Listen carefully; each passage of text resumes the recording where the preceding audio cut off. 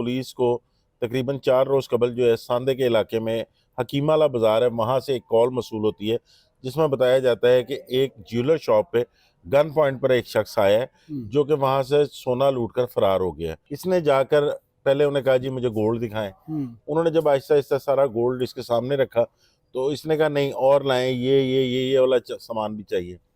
वो उन्होंने इसके सामने रखा जब, तो इसने फौरन पिस्टल निकाला, उसके सर पे रख दिया और वो सारा माल जो है वो बैग में लेकर ये लूट कर फरार हो गया। पुलिस ने जिस वक्त इसको गिरफ्तार किया उस वक्त ये अपनी बेगम के साथ बिल्कुल निकलने की तैयारी में था। ये लंडी कोतल का रिहायशी था, वाजिद इसका नाम था, और उसने वो जो सोना लूटा हुआ था ये बैग में डाला हुआ था। ये तकरीबन 4 से 5 रोज वो कीमाले बाजार में रैकी करता रहा। दर्जन से ऊपर तोला जो है सोना वो बरामद किया गया है, साथ इससे जो और वहां से नकदी लेके गया था वो भी बरामद कर ली गई है। अस्सलामुअलैकुम, डिजिटल बॉक्स के साथ मैं हूं मोहम्मद उस्मान। नाजरीन, आजकल शहर लाहौर में सोने की चोरियां जो हैं वो अरूज पर हैं। कुछ रोज़ पहले इचरा मार्केट में बहुत बड़ी सोने की चोरी हुई। अब फिर से सांदे में एक ज्वेलरी शॉप जो है वो लूटी गई। इस केस को पुलिस ने 48 घंटे के अंदर अंदर सॉल्व किया और इसके जो मुलजिम थे उनको गिरफ्तार किया। अब ये पुलिस की कार्रवाई किस तरह से की गई, इस पर बात करने के लिए मेरे साथ मौजूद हैं senior crime analyst Noman Shaikh साहब। इनसे जानते हैं। शेख साहब अस्सलाम वालेकुम। वालेकुम अस्सलाम। शेख साहब खैरियत से हैं आप? जी अल्हम्दुलिल्लाह। शेख साहब, 48 घंटे में पुलिस ने ये सारी कार्रवाई की। सबसे पहले तो ये बताएं कि ये मामला किस तरह से पेश आया और ज्वेलरी शॉप जो है वो लूटी किस तरह गई?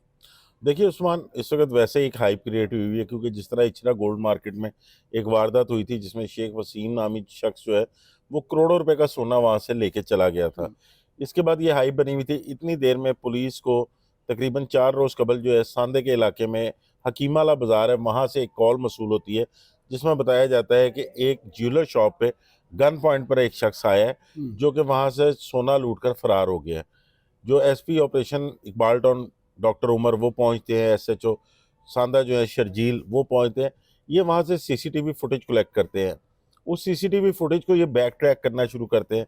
बैक ट्रैक करते हुए इनको ये नहीं समझ आती कि ये बड़ा एक अंदरून सा इलाका था जहाँ पर मुख्तलिफ गलियाँ थी, वहाँ पर जाकर बाइक गायब हो जाती थी जिस पर वो मुलजिम वारदात करके गया हुआ था। उसके बाद पुलिस जो है वो आइडेंटिफाई करती है कि वहाँ पर एक गली है।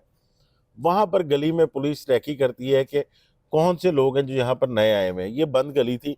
वहाँ पर जो एसपी ऑपरेशन है डॉक्टर उमर, उनके मुताबिक वहाँ पर ये सादा कपड़ों में पुलिस की नफरी तैनात करते हैं और उसमें पता चलता है कि एक मुलजिम जो है वो, जिसकी इनके पास फुटेज मौजूद थी, वो वहीं पर रात के वक्त आया और पुलिस ने जिस वक्त इसको गिरफ्तार किया उस वक्त ये अपनी बेगम के साथ बिल्कुल निकलने की तैयारी में था। ये लंडी कोतल का रिहायशी था, वाजिद इसका नाम था, और उसने वो जो सोना लूटा हुआ था ये बैग में डाला हुआ था।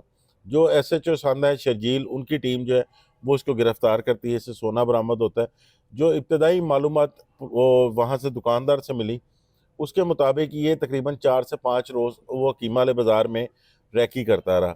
रैकी करके इसने एक दुकानदार को आइडेंटिफाई किया जिसकी बुजुर्ग था, वो उम्र उसकी कोई 60 से 65 साल के करीब थी। इसने जाकर पहले उन्हें कहा जी मुझे गोल्ड दिखाएं। उन्होंने जब आहिस्ता आहिस्ता सारा गोल्ड इसके सामने रखा तो इसने कहा नहीं और लाएं, ये वाला सामान भी चाहिए। वो उन्होंने इसके सामने रखा जब, तो इसने फौरन पिस्टल निकाला, उसके सर पे रख दिया और वो सारा माल जो है वो बैग में लेकर ये लूट कर फरार हो गया। उसके बाद पुलिस ने इसको ट्रेस किया, जिस तरह मैंने आपको बताया।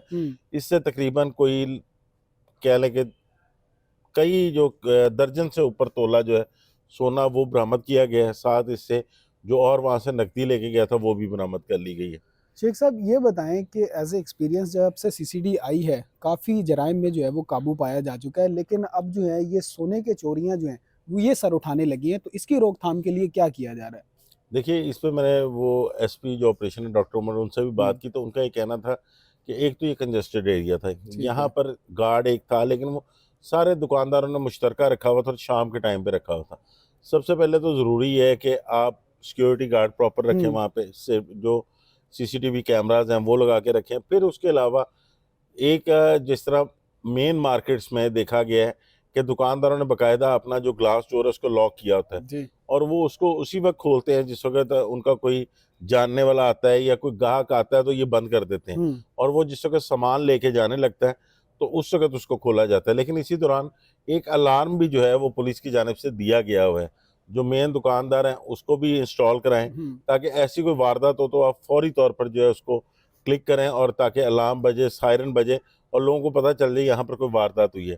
दूसरा ये है कि ज़्यादातर इस तरह के जो बाज़ार है, जैसे कीमाला बाज़ार है, फैक्ट्री एरिया के कई बाज़ार हैं, ये प्रॉपर सोने की मार्केटें नहीं हैं। ठीक है। तो यहाँ पर सिक्योरिटी के इंतज़ामात बिल्कुल मुनासिब से होते हैं, लेकिन यहाँ पे दुकानदारों को ये चाहिए कि वो अपना सोना जो दुकान में उन्होंने रखा हुआ है वो आर्टिफिशियल रखें, ठीक है। ताकि वो डिज़ाइन के तौर पर ग्राहक को दिखा सकें और बाद में उसको जो है वो बनाकर डिलीवरी दे दें।